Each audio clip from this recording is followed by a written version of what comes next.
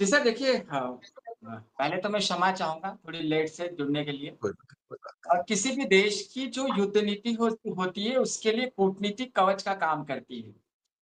और किसी भी देश को अपने सामर्थ्य का पता होना चाहिए, अपनी ताकत का पता होना चाहिए। जैसे 1971 में जब हमको पाकिस्तान से युद्ध लड़ना था, उसके पहले प्रधानमंत्री इंदिरा गांधी ने अपने जो सेनाध्यक्ष है उसकी इस बात को एक्सेप्ट किया था, माना था कि हमको कम से कम 6 महीने वहाँ पर हमला नहीं करना चाहिए क्योंकि हमारी सेनाएँ वहाँ पर फँस सकती हैं।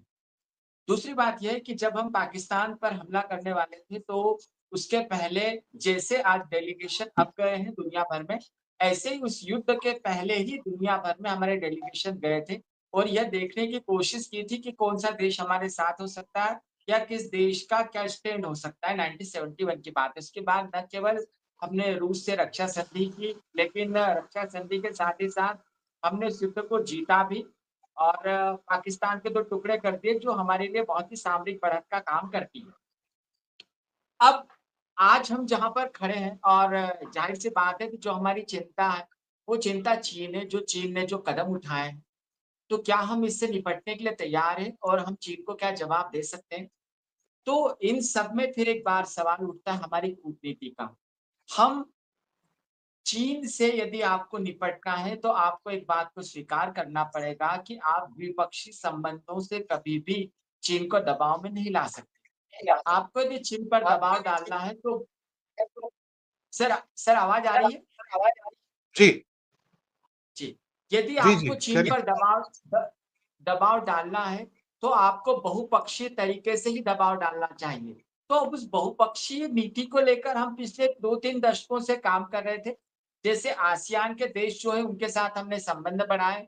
आसियान के देशों के साथ हमने संबंधों को इतना मजबूत किया, तभी तो फिलीपींस जैसे देश जो हैं, वो चीन के खिलाफ खड़े हुए, जो आज भी खड़ा है फिलीपींस। इंडोनेशिया जैसे देश तो हमने एक एक अच्छी नीति पर काम किया और वो 1992 में जो एक्ट ईस्ट की नीति लागू की थी नरसिम्हा राव ने, उस नीति पर हम लगातार काम कर रहे थे। अब यहाँ पर दक्षिण एशिया में हमारी नीति भी बहुत अच्छे से काम कर रही थी क्योंकि हम इस बात को बखूबी जानते थे कि यदि चीन का हमको मुकाबला करना है, तो हमको अपनी सीमाओं से लगे देशों की सीमाओं तक उस देश को आने से रोकना होगा। तो हमने इस नीति हमारे पास पैसा तो कभी रहा ही नहीं।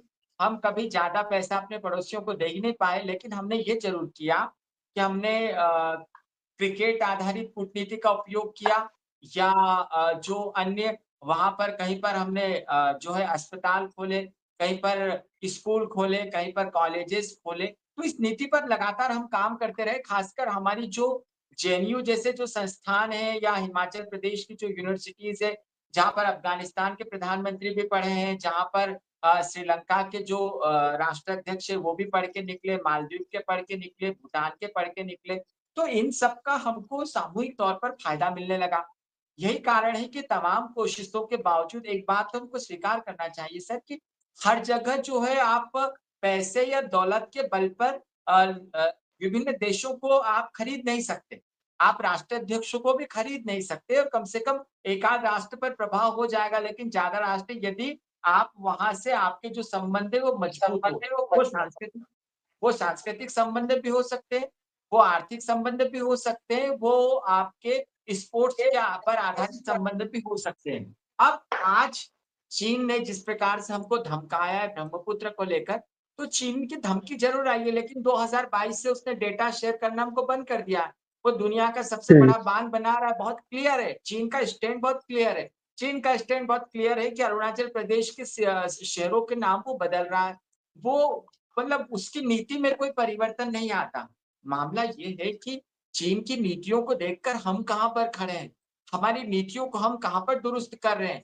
एक तरफ चीन जो है वो संयुक्त राष्ट्र के समानांतर एक ऐसा संगठन बना रहा है, उसमें 33-34 राष्ट्र जो अभी उसने सारे राष्ट्रों के नाम नहीं लिए, वो समानांतर संगठन जो है वो भारत की समस्याओं को बढ़ा सकता है। क्योंकि आने वाले समय में बहुपक्षीय स्तर पर आप कल्पना कीजिए यदि चीन ने 33 देशों के साथ मिलकर कश्मीर के इश्यू को लेकर भारत पर दबाव बनाया तो उस पर वैश्विक माहौल क्या बन सकता है?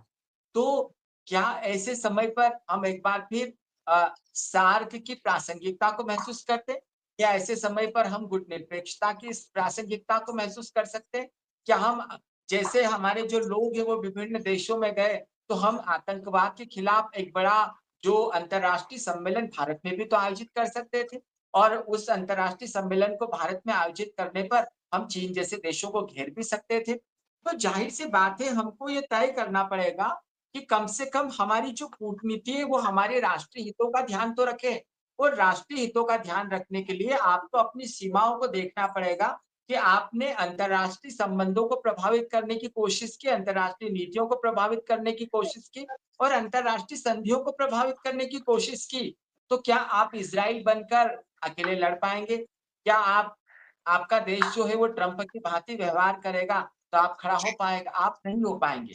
तो सबसे ज़्यादा ज़रूरी है इस समय जहाँ पर यदि आपको चीन का मुकाबला करना है, यदि चीन को आपको दबाना है, तो एक बार फिर आपको आसियान की तरफ जाना पड़ेगा। आपको अपने देश की जो आंतरिक राजनीति है, उसको वैदेशिक नीति पर आप प्रतिबिंबित मत होने दीजिए। आपकी आंतरिक राजनीति को आपको दुरुस्त करना पड़ेगा। अब जो हमारा ढाँचा है, जो हमारी पहचान एक लोकतांत्रिक धर्मनिरपेक्ष राष्ट्र की, वो एक पहचान नहीं है। वो भारत की दुनिया में पहचान स्थापित करने का एक दुनिया का नज़रिया है, भारत को जानने का जी, नज़रिया है। तो यहाँ पर जी, आंतरिक और बाह्य राजनीति का समावेश करके वापस गुटनिरपेक्ष आंदोलन, आसियान, सार्क जैसे देशों की प्रासंगिकता को खोजना पड़ेगा और एक बात हमेशा आप कहते रहे क्वाड को लेकर कि क्वाड कहाँ पर खड़ा है, तो हमको किसी भी सैन्य संगठन का सदस्य बनने से परहेज करना पड़ेगा क्योंकि हमारी आवश्यकता हथियार नहीं है, हमारी आवश्यकता सामाजिक न्याय है। सर, जी। छोटे